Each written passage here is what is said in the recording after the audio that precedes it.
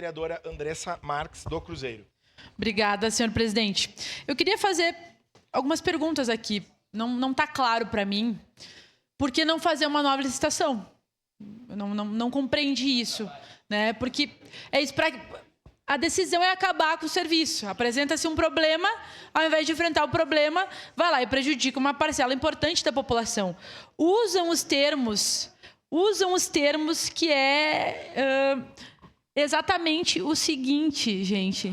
Recomenda o fim, isso não é verdade, eu já comentei.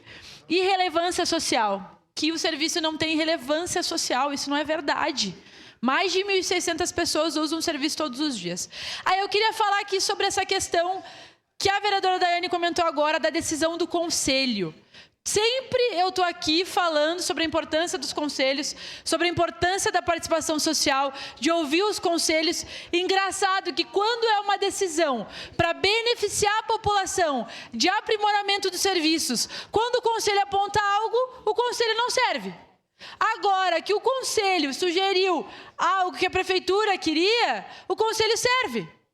Outra coisa que eu queria trazer aqui para debate, colegas, eu não sei se vocês conhecem, eu já fiz parte do Conselho Municipal de Trânsito e Transporte, quando era do Diretório Central de Estudantes, eu era a indicada para participar do conselho, sempre era só o DCE que votava contra o aumento da passagem, todas as outras entidades votavam a favor, né? Então eu sei como o conselho funciona. Os únicos conselhos da cidade que são presididos pelo secretário é o de Trânsito, Transporte e Habitação. Eu nunca vi um conselho que existe para fiscalizar uma política ser presidido pelo próprio secretário.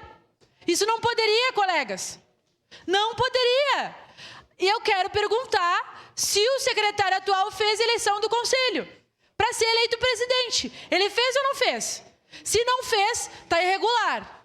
Nós vamos olhar esses documentos, porque não dá para as coisas serem feitas no tapetão. E não dá para o secretário ser o presidente do conselho que lhe fiscaliza.